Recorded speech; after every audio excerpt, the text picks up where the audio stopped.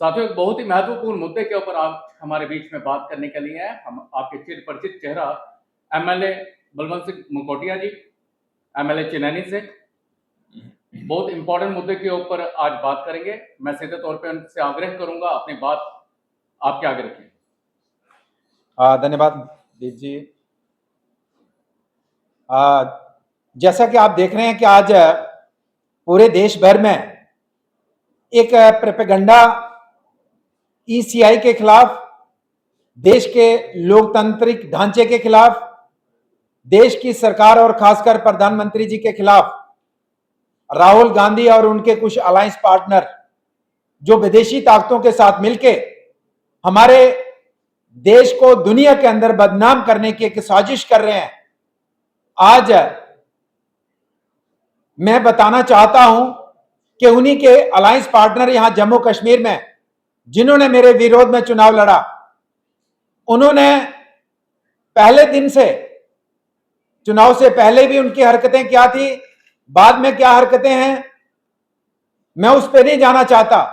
लेकिन उन्होंने ये कहा कि मुझे चुनाव के बाद कि ये जो ईवीएम है, इसमें पहले तो उन्होंने कहा, बड़े डंडोरा पीटा, पूरी दुनिया को कहा कि मैं पहला दुनिया का शख्स बन गया कि जिसने रिकाउंटिंग कराई।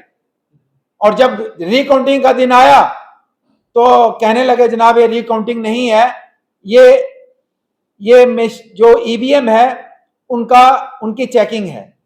तो जो भी उन्होंने कोर्ट में कहा, इलेक्शन कमीशन ऑफ इंडिया को कहा, जो उन्होंने रिक्वेस्ट की, हमारे डेमोक्रेसी को और केंद्र सरकार को हम धन्यवाद देना चाहते हैं कि अपोजिशन की पूरे तरीके से सुनवाई होती है और ईसीआई को जिसके ऊपर एलिगेशन लगते हैं उसने पूरे तरीके से उनकी बात को सुना, जबकि लीगली अभी कोर्ट में चल रहा है, वो नहीं सुनना चाहिए था। मैं उस पर नहीं जाना चाहूंगा, लेकिन उन्होंने सुना उनका। तो उसके बाद उन्होंने कहा कि जो देश के अंदर ये अलायंस पार्टनर, देश के विरोध वाले अलायंस इकट्ठे हुए हैं, जो ये कहते हैं वोट हम ए को डालते हैं तो वोट बी को चला जाता है, वोट बी को डालते हैं वोट सी को चला जाता है। तो उसी को लेके जो इंडिया गठबंधन के जो अलायंस पार्टनर मेरे विरोध में जो 16,000 के करीब वोटों से हारे, और 16,000 भी कौन से थे, नेशनल कॉन्फ्रेंस और कांग्रेस, उन्होंने मिलके, तीनों ने मिलके, कुछ और भी मिले थे। और नेशनल कॉन्फ्रेंस कांग्रेस का अच्छा वोट बैंक है, उसको निकाला जाए तो उनको 4-5 हजार वोट ही मिला अपना। लेकिन फिलहाल हम कहेंगे लगभग 16,000 की एक भारी डिफीट के साथ लोगों ने हराया। उसके बाद उन्होंने कहा कि मुझे शक है जिस मशीन के ऊपर वोटिंग हुई है वहां पे वोट जो है मेरे को पड़ने चाहिए थे, वो बीजेपी को पड़े। तो मैं ये बताना चाहता हूं, वो जिस तरीके का प्रोपेगेंडा वो इंडिया गठबंधन के साथ मिलके हमारे ईसीआई के खिलाफ लड़ रहे हैं। तो 3 पोलिंग स्टेशन की उन्होंने बात करी थी, तो उनमें से एक पोलिंग स्टेशन आता है सीरियल नंबर 12, और ये सीरियल नंबर 12, ये देखिए, इस पोलिंग स्टेशन में उन्होंने लगभग उन ईवीएम में 852 वोट डाल के ये चेक किया कि ए वाला वोट ए को जाता है या बी को तो नहीं जाता, बी वाला बी को जाता है, सी को तो नहीं जाता। और ये वोट डालने के बाद ये सारा पूरे टोटल कितने वोट पड़े, और फिर इसकी काउंटिंग हुई वीवीपैट्स में, जितने वोट पड़े उतने ही वोट निकले। ये उनकी मौजूदगी, उनके कैंडिडेट थे, मैं साइड पे था, ये वही करवा रहे थे, हमने कोई इंटरफेयर नहीं किया, हम किसी मशीन के सामने नहीं गए। और जो मैं बात कह रहा हूं ये सारी उस समय की 1-1 मिनट की हर रिकॉर्डिंग है।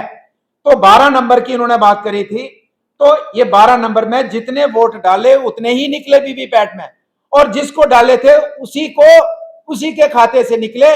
और उसके बाद ये एक डॉक्यूमेंट है जिसके ऊपर वही कैंडिडेट, ये उनका नाम, ये उनके सिग्नेचर देखिए, आप क्लोज अप कर सकते हैं, उन्होंने सिग्नेचर करके ये ऑथेंटिकेट किया कि जो 12 नंबर की मशीन थी इसमें कोई गड़बड़ी नहीं थी, इसमें जो भी हमने वोट डाले, जिसको डाले वो पड़े, उसी को गए, और वो वोट जितने थे उतने ही थे। तो ये उनके सिग्नेचर हैं, ये हमारे बाकी कैंडिडेट है ऑफिसर के सिग्नेचर हैं।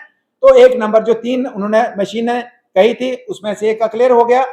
फिर वो कहते हैं जी 6 नंबर की मशीन, जो 6 नंबर का पोलिंग स्टेशन है उसका भी मैं बताता हूं।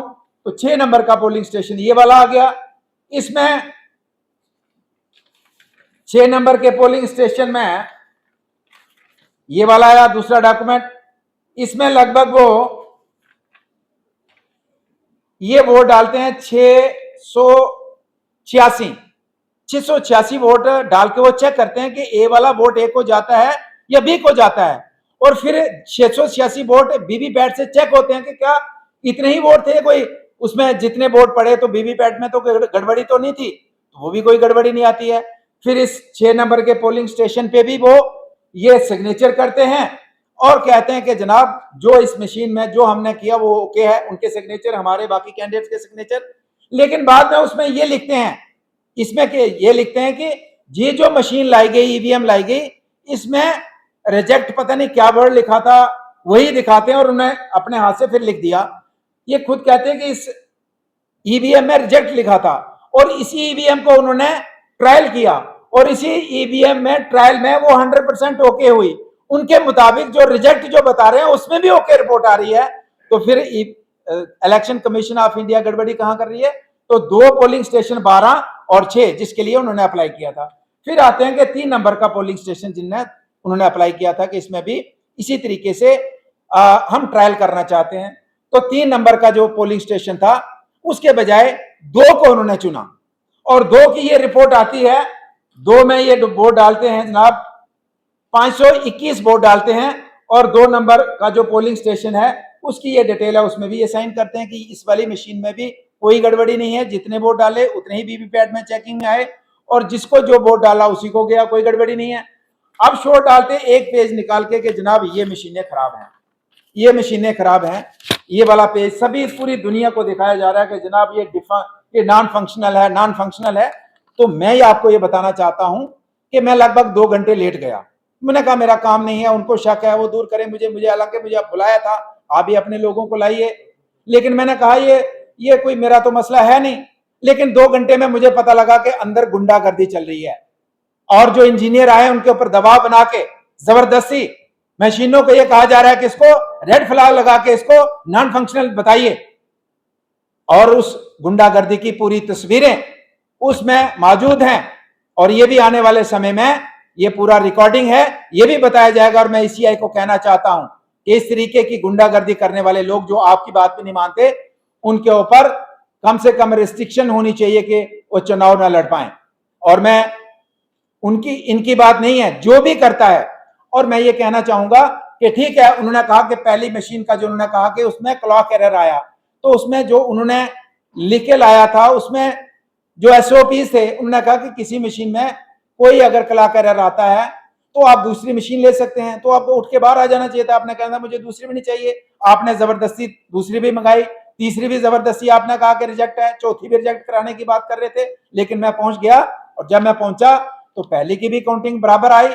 फिर मैंने जाते ही कहा, उसकी रिकॉर्डिंग भी वहां होगी, मैंने कहा भाई साहब मुझे पता चला है यहाँ पे गुंडागर्दी दिखाई जा रही है, यहाँ पे दबाव बना के हमारे इंजीनियर को प्रेशराइज किया जा रहा है कि आप रेड फ्लैग लगाइए और यहाँ गुंडागर्दी नहीं चलेगी और कोई भी व्यक्ति यहाँ पे दबाव में ना काम करेगा ना दबाव कोई बनाएगा। बस इतनी सी बात कहनी थी। उसके बाद वो सारी काउंटिंग हुई, कोई रेड फ्लैग नहीं, कोई मशीनों में गड़बड़ी नहीं, कोई दबाव नहीं। तो ये एक आदत है उनकी कि हर चीज को दबाव करके, हर चीज में प्रेशर करके, हर चीज में गुंडागर्दी करके वो साबित करना चाहते हैं। जब 16,000 लोग वोटों से आप हार गए हैं, क्या साबित करना चाहते हैं? और फिर 101% जो आपने जो कहा वो ईसीआई ने कहा किया और उसके बाद रिजल्ट भी 100% रिजल्ट आता है, एक भी वोट में गड़बड़ी नहीं पड़ती है, एक भी वोट गड़बड़ नहीं होता है। और उसके बाद आप क्या दिखाना चाहते हैं? बाहर आकर नारा करते हैं कि वोट चोर, शर्म आनी चाहिए। इस तरीके का नेगेटिव प्रोपेगेंडा अपने देश के खिलाफ, अपने देश के लोकतांत्रिक ढांचे के खिलाफ विदेशी ताकतों के साथ मिलकर आप अपने देश को बदनाम करते हैं जस्ट इसके लिए कि आप हार गए चुनाव और लोगों ने हरा दिया आपको। हारे नहीं, हरा दिया और मुझे जता दिया, मेरा क्या कसूर है, लोगों ने वोट दे दिया। तो इसलिए मैं आउटराइटली, मैं और भारतीय जनता पार्टी उनके इन क्लेम्स को, उनके इनके झूठे आरोपों को टोटल पूरे तरीके से खारिज करती है। और जो उन्होंने कहा इलेक्शन कमीशन ने किया और करने के बाद जो उन्होंने जिस तरीके से चेकिंग मशीनों में की और उसके बाद किसी किस्म की कोई गड़बड़ी नहीं थी और जो मशीनें बार बार दिखा रहे हैं ईवीएम को, ये डिफंक्ट थी, वो उन्होंने वहां गुंडागर्दी करके, मैं वर्ड यूज कर रहा हूं, गुंडागर्दी करके, जबरदस्ती करके और प्रेशराइज करके किया है, जिसकी वीडियो रिकॉर्डिंग आने वाले समय में कोर्ट के अंदर भी दिखाएंगे हम। तो मैं यही कहना चाहूंगा कि उनके जितने भी आरोप हैं बेबुनियाद हैं और पूरे तरीके से जो है परसों का जो उधमपुर का जो ईवीएम का जो 3 ईवीएम उन्होंने मांगी थी, उन्होंने मैं चेकिंग करके उन्होंने साइन करके दिया है कि इसमें कोई गड़बड़ी नहीं है। उसके बाद मुझे लगता नहीं है कि कोई सवालिया निशान की गुंजाइश है, इसलिए उनके आरोप जो है टोटल बेबुनियाद है। Thank you very much.